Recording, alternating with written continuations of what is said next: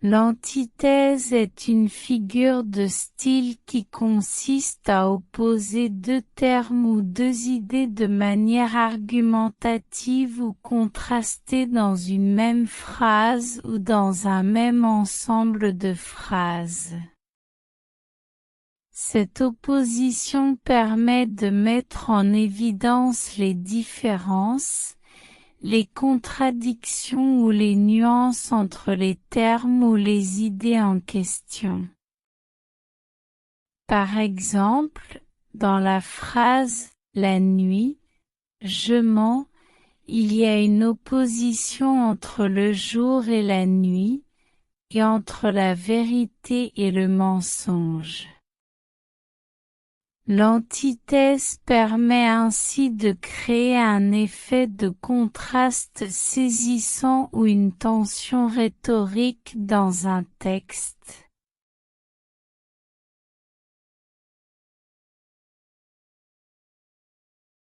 L'antithèse est une figure de style qui consiste à opposer deux mots, expressions ou idées dans une même phrase ou un même passage.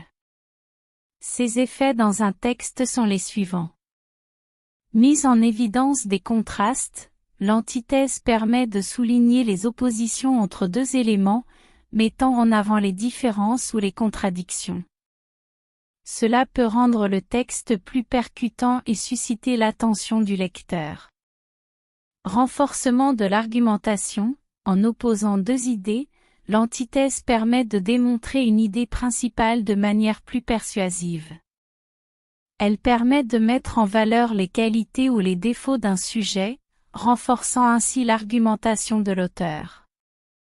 Création d'un effet rythmique, l'antithèse peut également apporter un effet de contraste et de musicalité au texte, en alternant des mots ou des expressions aux sonorités différentes. Cela contribue à la fluidité et à l'harmonie du passage. Ajout d'une dimension expressive, l'antithèse peut exprimer des émotions intenses ou des dilemmes profonds, en soulignant des oppositions entre des sentiments ou des situations. Elle permet ainsi de transmettre des sentiments ambivalents ou complexes. Renforcement des images mentales, en opposant des éléments, l'antithèse peut créer des images mentales vives et saisissantes. Elle rend alors le texte plus imagé, facilitant la mémorisation et l'impact sur le lecteur. En résumé, l'antithèse dans un texte renforce les contrastes, apporte de la musicalité, soutient l'argumentation, exprime des émotions intenses et crée des images vivantes.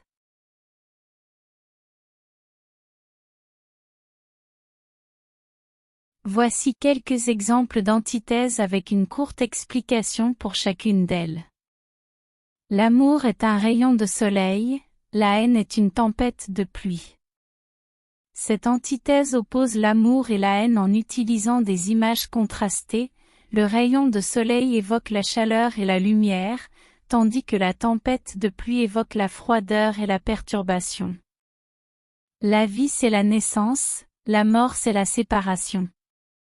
Cette antithèse met en évidence le contraste entre la naissance qui symbolise le début de la vie, et la mort qui symbolise la fin et la séparation. La vérité blesse, le mensonge console. Cette antithèse oppose la vérité et le mensonge en soulignant leur impact émotionnel différent. La vérité peut être douloureuse, tandis que le mensonge peut apporter un certain réconfort. L'obscurité de la nuit, la clarté du jour. Cette antithèse met en contraste l'obscurité de la nuit et la clarté du jour pour illustrer le contraste entre l'absence de lumière et la présence de lumière. La sagesse des vieux, l'insouciance des jeunes. Cette antithèse oppose la sagesse acquise avec l'expérience des vieux et l'insouciance caractéristique des jeunes qui manquent de cette expérience. Ces exemples d'antithèse démontrent comment l'utilisation de mots opposés ou de concepts contradictoires permet de créer un contraste saisissant et d'attirer l'attention sur une idée spécifique dans un texte ou un discours.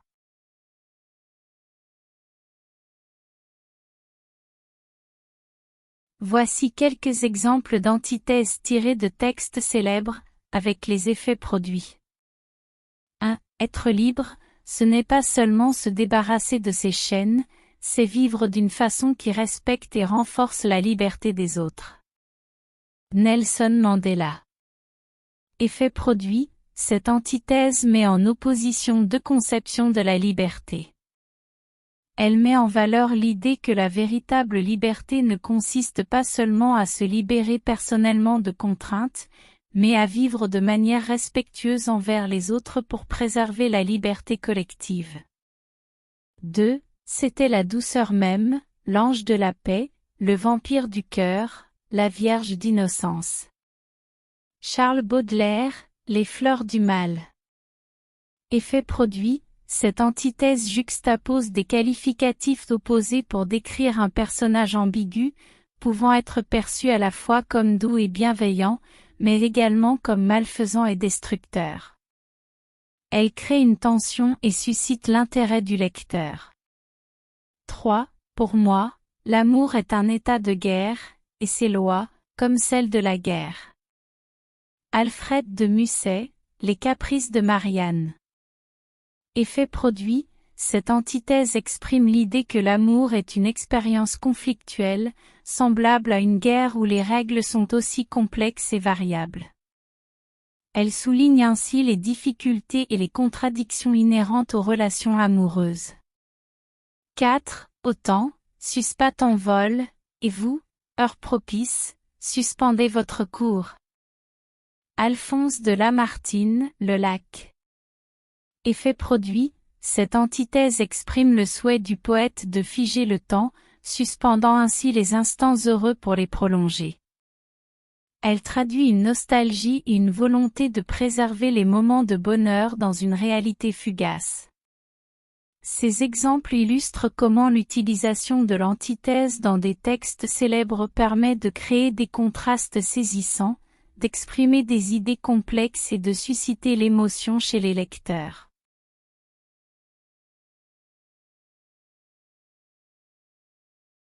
L'antithèse peut se combiner avec plusieurs autres figures de style pour créer des effets rhétoriques intéressants. Voici quelques exemples de combinaisons courantes. L'antithèse avec la gradation. La gradation est une figure de style qui consiste à énumérer des termes selon un ordre croissant ou décroissant d'intensité. Lorsqu'elle est combinée avec l'antithèse, elle renforce l'opposition en créant un effet de tension croissante ou décroissante. Exemple, elle est si proche et si loin à la fois, si belle et si triste, si fragile et si forte. L'antithèse avec la métaphore est une figure de style qui consiste à comparer un élément à un autre en utilisant un terme imagé. Lorsqu'elle est combinée avec l'antithèse, elle crée un contraste saisissant entre les deux termes comparés. Exemple, ses yeux sont des étoiles brillantes dans un ciel obscur.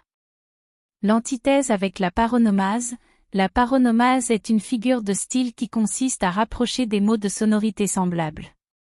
Lorsqu'elle est combinée avec l'antithèse, elle amplifie l'opposition en jouant sur la similarité des sons.